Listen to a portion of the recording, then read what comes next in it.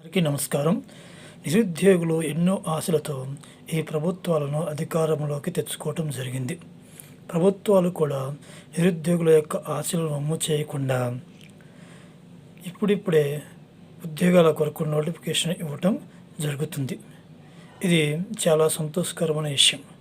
కానీ ఒకటే బాధ, ప్రభుత్వాలు నిరుద్యోగులు ఉద్యోగాలు రాసుకోవటానికి గరిష్ట వ్యయ పరిమితిని పెంచలేదు.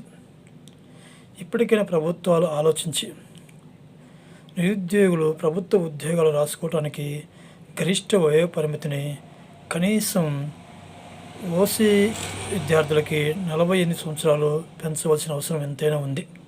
అదేవిధంగా రిజర్వేషన్ కేటగిరీల వారికి 5 సంవత్సరాలు వయసు సడలింపు ఇవ్వవలసిన అవసరం ఉంది. దీనివలన ప్రభుత్వాలకు వచ్చిన ఇబ్బంది ఏమీ లేదు. పైగా అనేక మంది అభ్యర్థులు అప్లై చేయటం వలన ప్రభుత్వాలకే ఎక్కువ డబ్బు వస్తుంది. అదే సమయంలో ఇతర అభ్యర్థులకు వచ్చిన నష్టం కూడా ఏమీ లేదు. ఎవరికి టాలెంట్ ఉంటే వారికి ఉద్యోగాలు వస్తాయి. రిటైర్మెంట్ వయసును ఈ ప్రభుత్వాలు పెంచినప్పుడు గరిష్ట వయో పరిమితిని ఎందుకు పెంచకూడదో ఆలోచించాలి. కాబట్టి ప్రభుత్వాలు ఇప్పటికైనా ఆలోచించి నిరుద్యోగుల యొక్క గరిష్ట వయో పరిమితిని కనీసం 48 సంవత్సరాలకు పెంచాలి. అప్పుడే నిరుద్యోగులందరికీ కూడా న్యాయం జరుగుతుంది. మరియు నిరుద్యోగుల యొక్క గరిష్ట వయో పరిమితిని పెంచడం వలన ప్రతి అభ్యర్థి కూడా ఎంతో సంతోషంగా ప్రభుత్వాలకు సహకరించే అవకాశం ఉంటుంది.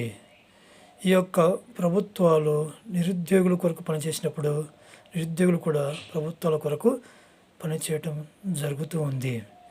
గరిష్ట వయో పరిమితిని 45 సంవత్సరాలకు పెంచి ప్రతి నిరుద్యోగ అభ్యర్థికి న్యాయం చేయవలసిన అవసరం ప్రభుత్వాలపై ఉంది. అదేవిధంగా ప్రభుత్వాల ప్రతి సంవత్సరం ప్రతి డిపార్ట్మెంట్కి ఉద్యోగాల కొరకు నోటిఫికేషన్ ఇవ్వవలసిన అవసరం ఉంది. అప్పుడు ప్రభుత్వాలు కలకాలం ఉంటాయి. ఈ వీడియో నచ్చితే లైక్ చేయండి మరియు సబ్స్క్రైబ్ చేయండి. ధన్యవాదములు.